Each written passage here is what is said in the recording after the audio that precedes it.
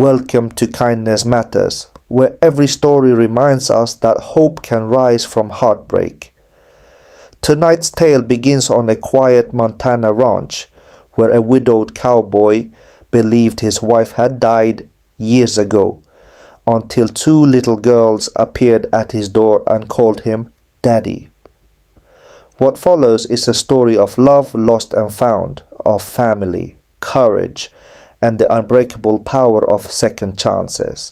Because sometimes kindness isn't just given, it's the reason we survive. The wind rolled across the open plains of Montana, stirring up the scent of pine and dust. Luke Carter leaned against the old fence post, watching the sunset sink behind the mountains like a dying ember. The cattle were quiet tonight, almost too quiet. He took off his hat, brushed his brow, and stared at the horizon. Every evening felt the same now, quiet, lonely, and heavy with ghosts. 5 years ago, Luke's world had gone silent the night Sarah's truck went over that cliff. The sheriff's office never found her body, only the wreckage. Folks said the river must have carried her miles downstream. He'd buried an empty coffin, and after that, something in him shut off. Luke kept the ranch running because it was the only thing left that didn't leave him. The neighbors helped when they could, but most days it was just him, the cattle, and the wind. He didn't talk much, didn't smile much either. He didn't drink, though sometimes he thought about it when the nights got too long. It was late September when everything changed. He was in the barn fixing a busted gate when he heard tires crunching up the long gravel road. Hardly anyone came this far out unless they were lost or selling something. He wiped his hands on a rag, stepped outside, and squinted toward the approaching dust cloud. A grey SUV rolled to a stop in front of the porch. Two little girls jumped out before the engine even died. Identical. Blonde hair in braids, big brown eyes that looked far too familiar, maybe 9 years old. Luke's breath caught in his throat. "Daddy!" they both shouted, running toward him. Luke froze. "What did you just say?" "Daddy!" one repeated, flinging her small arms around his waist. The other followed, clutching his coat like she'd known him all her life. He looked down at them, speechless. "Girls, there's been some mistake. I'm not your daddy," the first one interrupted, frowning. "Mama said you might not remember us. She said you got hurt." Luke's chest tightened. "Your mama." Before he could say another word, the passenger door opened, and there she was, Sarah, alive. Luke's hat hit the dirt. For a long moment he couldn't move. The woman walking toward him looked thinner, her face older, her eyes rimmed with lines he didn't remember, but he'd know that smile anywhere. "Hey, Luke," she said softly. He took a shaky step forward. "Sarah," she nodded. The sound that came out of him wasn't a word. It was half disbelief, half prayer. He reached out as if afraid she'd vanish again. You died," they said. "I know." Her voice broke. "I wanted to come back sooner. I tried," but she glanced at the girls. "It's a long story." Luke didn't know what to do. The girls clung to him like barn kittens, and Sarah stood there trembling, waiting for him to say something. He just stared, trying to make sense of the impossible. Finally, he whispered, "You better come inside." The old farmhouse hadn't changed much. The walls still smelled faintly of cedar and coffee. The table was scratched from years of wear, and a photo of Sarah still hung over the mantel. When she saw it, her eyes filled with tears. "You kept it up," she said. "Couldn't take it down," Luke answered quietly. The girls sat at the table, swinging their legs. Luke poured water into glasses, still moving like a man in a dream. "So," he said, his voice tight, "why don't you tell me what the hell's going on?" Sarah took a deep breath. "I didn't die, Luke. The crash. It wasn't an accident." He frowned. What do you mean? She looked toward the window, checking the dark as if someone might be watching. Someone ran me off that road. Luke's hand gripped the table. Who? I don't know. I think it had to do with the ranch deal you were working on. The land rights over by Clearwater Creek. I was supposed to drop off the paperwork that night. Next thing I knew, I was waking up in a stranger's cabin, halfway down river. I couldn't remember anything at first. Then when I did, it was too dangerous to come back. Too dangerous. She nodded. There were men looking for me. They thought I had something they wanted. Luke leaned back, shaking his head. You're telling me you've been alive all this time, raising our daughters, and never once thought to send a letter? Tears spilled down her cheeks. I wanted to. God, I wanted to. But every time I tried, someone found me. I didn't want to risk your life or theirs. The twins looked between them, confused and quiet. Luke rubbed his face. And now they're gone. I think it's finally safe. He studied her for a long moment. There was no mistaking it. She was really Sarah. He dreamed of her voice too many times not to know it. Still, the years between them stretched like a canyon. Why come back now? He asked. Because they deserve to know their father. Luke looked at the girls. They were whispering to each other, giggling softly like this was the best day of their lives. He swallowed hard. What are their names? Emma and Ellie. Sarah smiled weakly.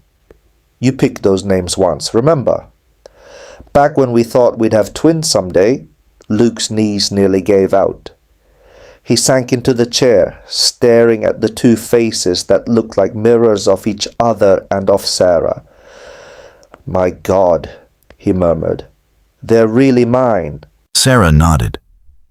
Born 8 months after the accident, he laughed once, sharp and broken. I don't even know what to say. You don't have to say anything, Sarah whispered. Just please don't send us away. Luke looked around the kitchen, the place that had felt dead for so long, and something inside him cracked open. For the first time in years, he felt the air move differently, alive again. He took a deep breath. You can stay here for now. Sarah's shoulders sagged with relief. Thank you. That night, the house filled with sounds it hadn't heard in years. Laughter, little footsteps, the sound of a woman humming while washing dishes. Luke sat on the porch, staring up at the stars, trying to make sense of it all.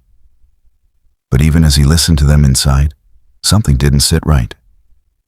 The way Sarah flinched at headlights, the way she kept checking the window. And then there was that gray SUV. Luke noticed the plates before, rental car tags out of state. He frowned.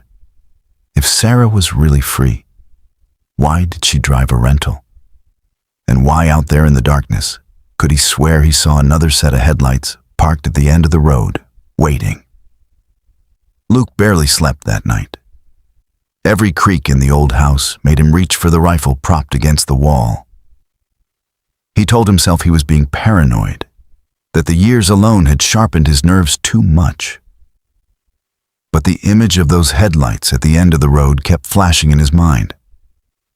At dawn, he walked outside. The gravel driveway was empty. No tracks except the ones from Sarah's SUV. Still, something in his gut said danger hadn't passed. Inside, Sarah was cooking pancakes. The smell filled the kitchen, warm and sweet like years ago. Emma and Ellie sat at the table drawing horses on scrap paper. They looked so at home, it made Luke's chest ache. You were up early? Sarah said, glancing at him over her shoulder. Couldn't sleep, Luke replied. Too much for my mind. She nodded slowly, flipping a pancake. You never could shut your brain off when you're worried. He studied her. Sarah, I saw a car down by the road last night just sitting there. You sure those men you talked about aren't still looking for you. Her hands froze mid-turn. I don't know. Maybe. I thought I lost them in Wyoming before we came here. Luke frowned. You brought them here? Her voice cracked. I didn't mean to, Luke. I just wanted to come home.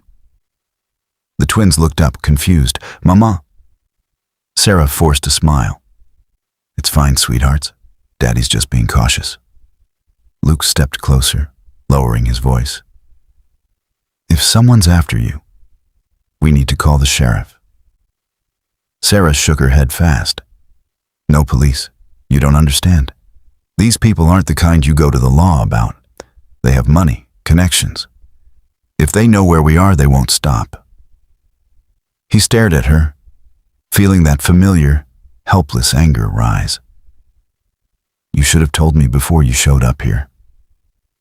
Her eyes filled with tears again. I didn't know where else to go. That stopped him because deep down, he knew she was right. No matter what she'd done or where she'd been, she'd come home to him. And he wasn't about to let anyone take her or those girls away again. By noon, Luke had a plan. He hitched up the trailer and told Sarah to keep the girls inside. If anything looks off, you lock the doors and don't open up for anyone but me, he said. Then he drove into town. The sheriff's office hadn't changed since the funeral. That wasn't. Sheriff Dulan was still there, older, heavier, and surprised as hell to see Luke walk in. Well, I'll be damned, Dulan said, setting down his coffee. Luke, Carter, you finally decided to come out of hiding. I need a favor, Luke said flatly. Sure thing. What's up? I think someone's been following my family. Family? Dulan raised an eyebrow. Luke hesitated. Sarah's alive. The sheriff blinked. Come again. She's back with 2 girls.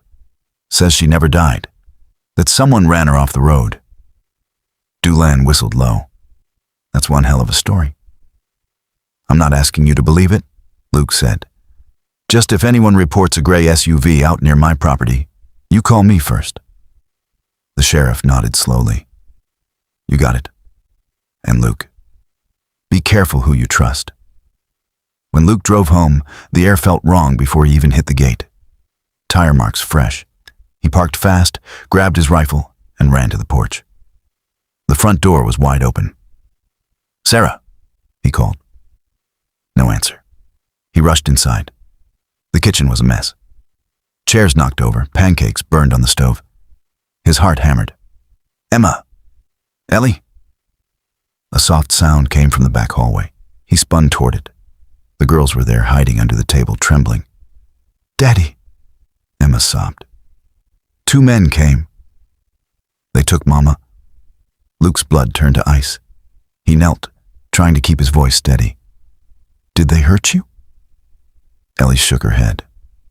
No, Mama told us to hide. She said Daddy would find her. Luke swallowed hard. That's right, sweetheart. I will. He called the sheriff on his radio, gave a quick rundown, then grabbed the old truck keys. The tire tracks led west toward the old service road, a narrow trail that ran through the canyon.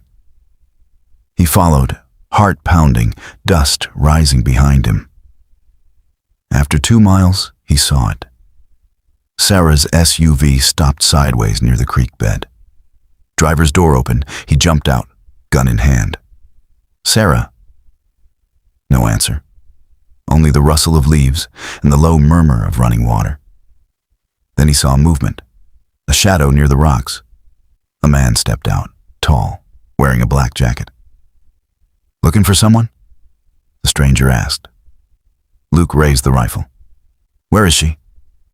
The man smirked. Relax, cowboy. We just need what she took. What are you talking about? The flash drive, the man said, almost bored. She has something that it doesn't belong to her. We take it, and everyone walks away. Luke's jaw tightened. You chose the wrong man to threaten. The stranger gave a careless shrug and motioned behind him. Another man stepped out, dragging Sarah forward, her wrists bound. She looked frightened, but she was alive. "Luke, don't," she cried. "They'll kill you." The first man chuckled. "Nobody has to die. Just hand over the drive." Luke frowned. "I don't have it." "Then she does," the man replied, pressing the gun closer to Sarah. "Last chance." Sarah shook her head quickly. "I destroyed it. It's gone." The man swore under his breath and yanked her arm. Wrong answer. Luke didn't even remember moving. A single rifle shot shattered the canyon's silence. The bullet struck dirt near the man's boots. In the split second of chaos, Sarah twisted free and bolted toward the truck. Gunfire erupted. Luke dove behind a rock and fired back. One attacker dropped. The other ran for the trees. Luke gave chase. But by the time he reached the clearing, the man had vanished, engine noise fading into the distance. He rushed back to Sarah, who was crouched beside the SUV, trembling. "You okay?" She nodded faintly. "You shouldn't have come after me." "Like hell I shouldn't," he muttered, pulling her to her feet. When they returned home, the sheriff and 2 deputies were already waiting. Dulon took one look at Sarah, pale, shaking, but alive, and let out a slow whistle. "Well, Luke, looks like I owe you an apology. Guess that ghost story of yours was real after all." Luke didn't respond. He simply held Sarah as the girls ran into her arms. Later, after the lawmen left and the house settled into silence, the girls slept upstairs. Sarah sat by the fireplace, staring into the flames. "You going to tell me what was really on that drive?" Luke finally asked. She met his eyes, regret heavy in her expression. "Evidence. Someone at Clearwater Energy was bribing officials to grab ranch land, including ours. I found it the night of the crash. I planned to turn it in, but they found me first." Luke exhaled slowly, rubbing his forehead. "So, we're still not safe, are we?" "Not yet," she admitted quietly. "But at least we're facing it together now." He studied her for a long moment, then nodded. "Then we deal with it, together." Outside, the prairie wind howled, carrying the warning of winter. For the first time in 5 years, the Carters stood ready, not as shadows of what they'd lost, but as a family rebuilt. And beyond the fence line, beneath the dark hills, a pair of headlights flickered once, then vanished into the night.